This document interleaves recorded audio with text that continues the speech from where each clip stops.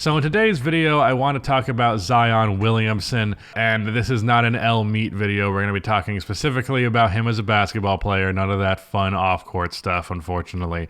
I just want to talk about the fact that, man, Zion could still be so good. And as obvious of a statement as that might be to some people, I've seen a lot of people talk about Zion and the Pelicans in a way that it kind of drives me nuts, where they are like super critical of the Pelicans for how they've gone about the past few years, and specifically talked about Zion in a way that's almost like it's the past tense, where we've just decided there's no world where this guy's actually going to self-actualize and deliver on the potential that we all clearly saw. Because anyone that's like being a Zion Williamson hater right now isn't really denying the fact that he was really good when he played. That's just plainly obvious to anyone that was paying even a little bit of attention.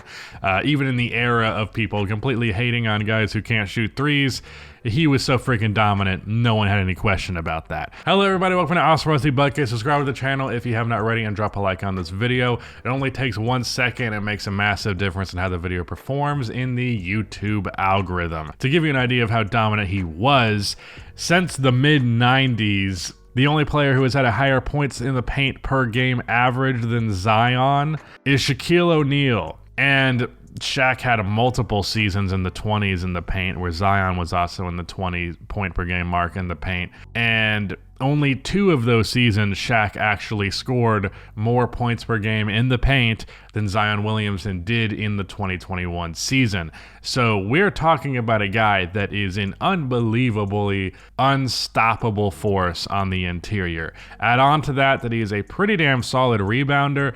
I think this last year when he played before he got hurt, he had taken some strides defensively, and he is a really talented playmaker, not only in the sense that he can just make the right pass, but obviously with him having the gravity that he has going to the rim, he really knows how to make like a dump off pass to Valanciunas, or when the paint collapses, a kick out to like a shooter on the perimeter. Very conscious, very aware of the opportunities he creates when he barrels to the rim. There are a lot of players who create the types of opportunities that Zion does. Well, not a lot specifically how Zion does, but you know, you get the idea, where a guy like has the gravity, draws the attention of the defense, but those players don't really know how to leverage that and take advantage of that. And that will make the defense honest, both in taking less pressure off you because they know you can make the right play, and obviously just making life easier for your teammates. It's only a positive thing.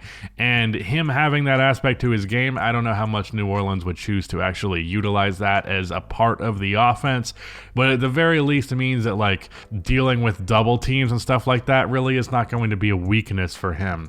Just an awesome player, like genuinely an MVP candidate type of guy when he is healthy. Now, I understand that the when he is healthy thing is a caveat that has been hard to ignore. He's only had 1 season where he played like 60 plus games, but I just want to put it out there that there have been players who have had the injury issues that Zion has had, yes, even this early into their careers, and they still managed to come out fine. The obvious example being Joel Embiid, who missed the first 2 years of his career and dealt with some injury stuff even past that. It's not quite the same. Zion actually played a good bit in his rookie year, and especially in his second year. And he played a little bit last year, and the Pelicans were awesome. And then he got hurt, and then they weren't. Now here's what drives me really nuts, is I've seen people like be really critical of New Orleans front office, suggesting that they have done a bad job building up that roster, and I couldn't disagree more. Letting Lonzo go that was weird. I don't understand why that situation was the way that it was, but it also very much appeared as though that was a direction that both parties seemed to want to go in. I imagine it was some behind-the-scenes shit that we'll never really know the details of. That wasn't good. But otherwise, they have done a great job drafting. They have done a great job building a team specifically to fit the needs of Zion Williamson. And when that roster is actually healthy, when Zion is actually healthy, the Pelicans are really, really fucking good. In fact, I'm pretty sure they were literally the first seed this season until he got hurt. So I don't understand why you would then look at that and have the perspective that they're doing something wrong. The only thing that's wrong here is that Zion Williamson has had injury stuff. And maybe again there's some stuff from them that they have not handled super well, but it all kind of boils down to stuff that's not in their control.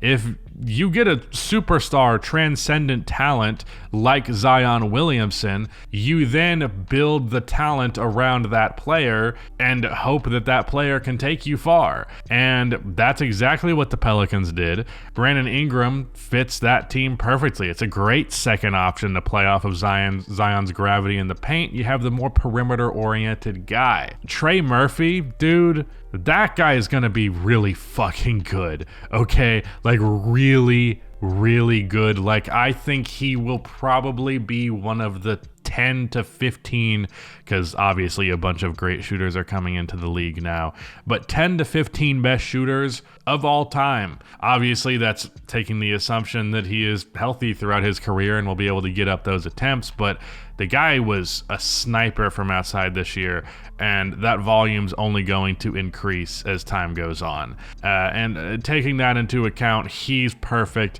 Herb Jones as a defensive player, that's also perfect.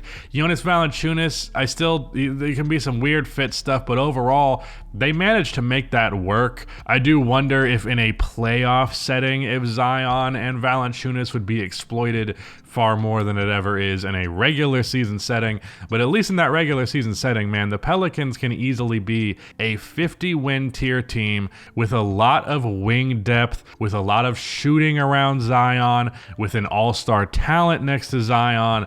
I really don't understand what they're doing wrong here, other than, unfortunately, the generational prospect that they drafted having a ton of injury concerns.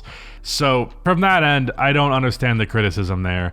And then, of course, I don't know why people are acting like Zion's career is this done deal. It's not good. I'm not going to sit here and pretend like it's good. It's not. There's a lot of problems, and the fact that there's been as many injuries as there have doesn't necessarily leave room to be the most optimistic in the world.